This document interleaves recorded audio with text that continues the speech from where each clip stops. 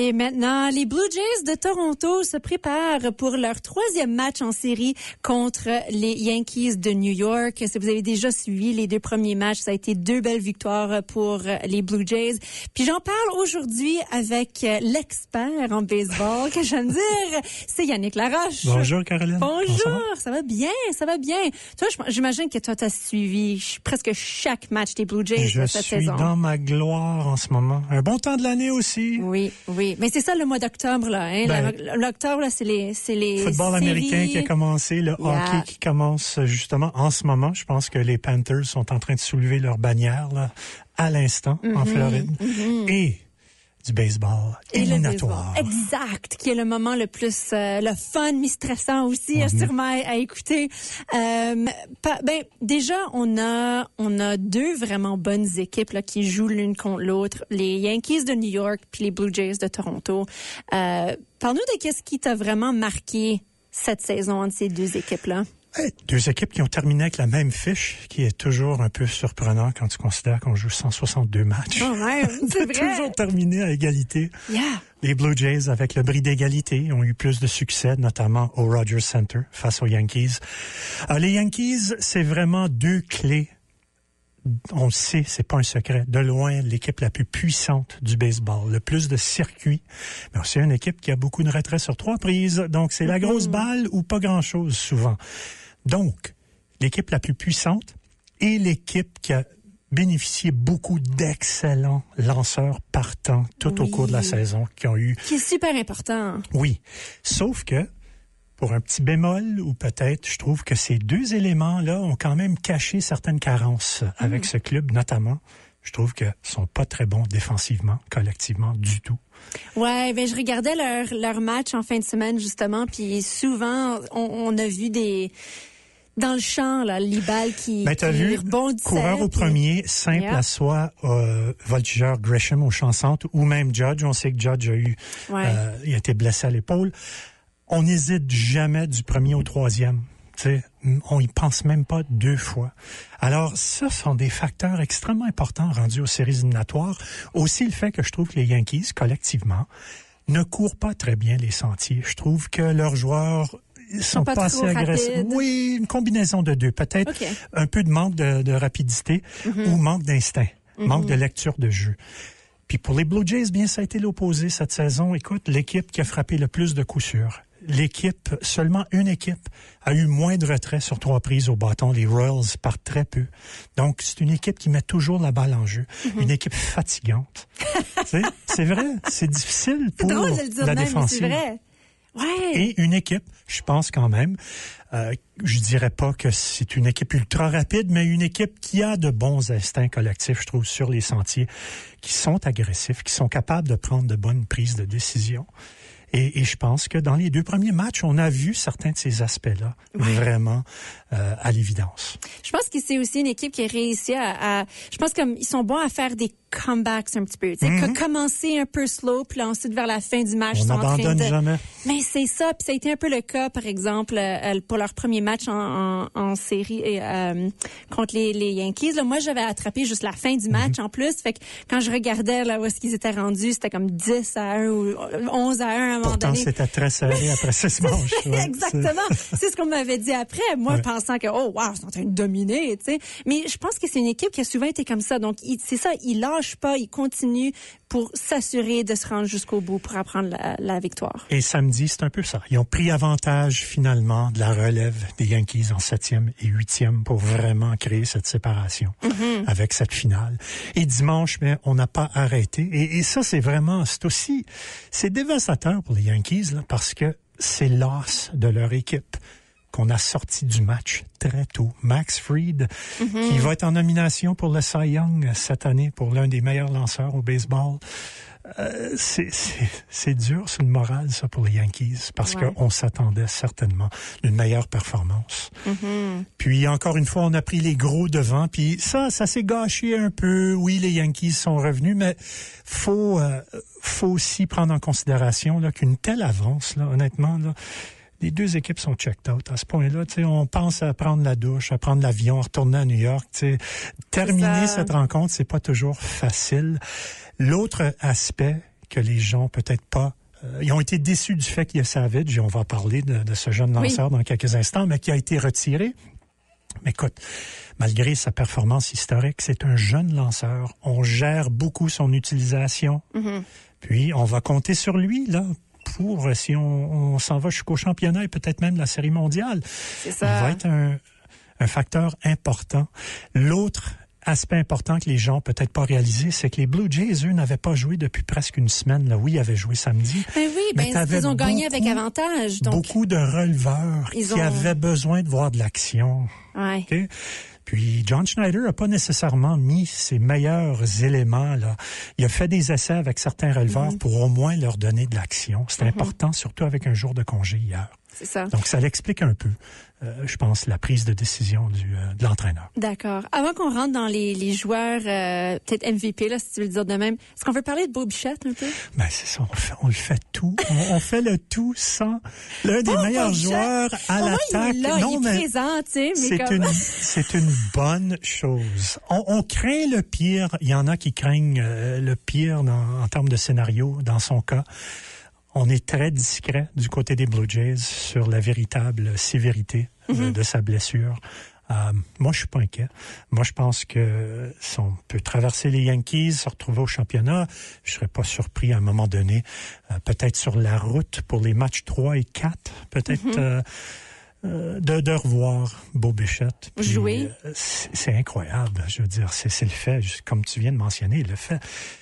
lui se dirigeait vers une des meilleures saisons à l'attaque de sa carrière, puis dominait le baseball majeur pour les coups sûrs avant sa blessure. Et le fait que les Blue Jays font tout ça sans lui. Un joueur très polyvalent, un peu comme Kirk, un peu comme Guerrero, qui frappe la balle partout. Avec absolument. 2 prises, peut frapper la balle au champ opposé. Encore une fois, fatigant pour les lanceurs adverses, pour l'équipe adverse.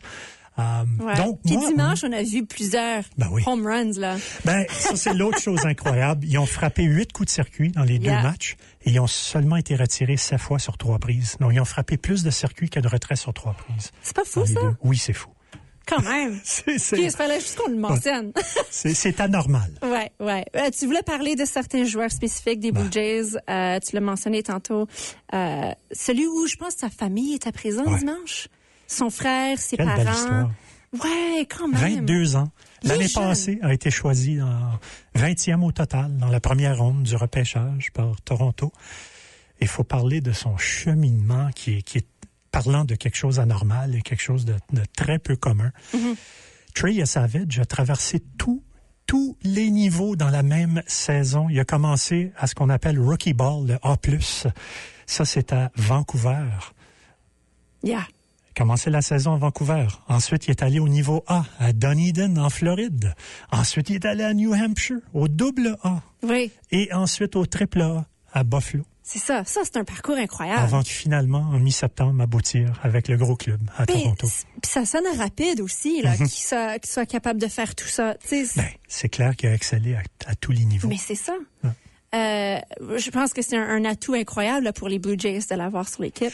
Et on a vu à quel point il a mystifié tellement que, avouons, là, plusieurs frappeurs des Yankees ont eu l'air bêtes sur leur 3e prise en s'élançant dans un élan dans le vide, comme on appelle. Oui.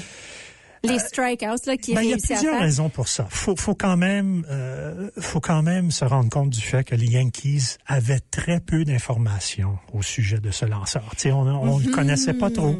Et souvent, ça va être un avantage ça pour le lanceur. Absolument. Ben oui, parce que sinon les frappeurs Puis c'est vice-versa aussi, hein, tu sais, les lanceurs qui connaissent un peu plus la façon comment les frappeurs font leur mouvement, donc bien connaître les joueurs de ton équipe adversaire, c'est certainement un atout. Donc, dans ce cas ici, c'est ça, ils sont en train d'apprendre à le connaître, là, tout simplement.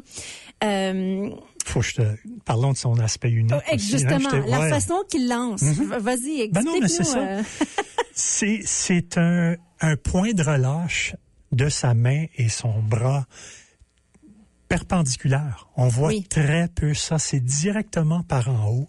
Il y a très peu de lanceurs qui lancent de la sorte ces jours-ci. La majorité des cas pour le point de relâche, c'est aux 3/4 ou même aux 2/3 quand la balle quitte la main du lanceur. Okay. Donc, c'est vraiment un point de vue unique là, ces jours-ci pour plusieurs frappeurs. Et oui, je trouve que ça fait une différence, surtout, un peu comme Gausman, 2 des bons lancers de Trejasavage, c'est sa balle tombante, sa balle fronde, et sa balle, ce qu'on appelle une balle rapide split finger. Donc, une balle rapide qui aussi descend rapidement dans la zone des prises, et c'est ça qu'on a vu. Ces 2 lancers-là, Caroline, ça va sonner bizarre, là, mais ces 2 lancers-là ne sont pas faits pour atteindre la zone des prises. Okay? Ça va jamais être dans la zone des prises. Ça va toujours être une balle, c'est ça. Parce que ça est tiré un peu plus bas, habituellement. Donc, c'est ça qui est quand même ironique. Si le frappeur ne s'élance pas, ça va être toujours une balle. Mais l'efficacité dans les 2 lancers, c'est le fait que ce sont 2 lancers qui se déguisent dans une balle rapide. Donc, le frappeur a comme 0.3 secondes de prendre sa décision. Quand il voit la balle quitter la main de Savage, il pense que ça va être une balle. Il pense que c'est une balle rapide. Mais c'est ça. Donc, il s'attend que ça va être dans la zone, et là, soudainement, elle disparaît.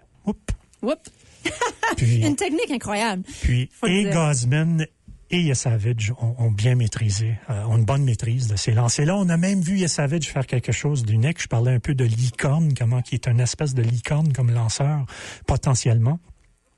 Droitier contre droitier à Aaron Judge, sur 2e prise, il a lancé une balle glissante à l'intérieur. Une balle glissante s'éloigne toujours vers l'extérieur. Oui. Ouais, vers la gauche. Donc, c'est un peu, on appelait ça une balle, c'est une glissante. J'ai regardé la reprise, oui, c'est un peu une glissante. Il y en a qui vont appeler ça aussi une balle rapide coupée.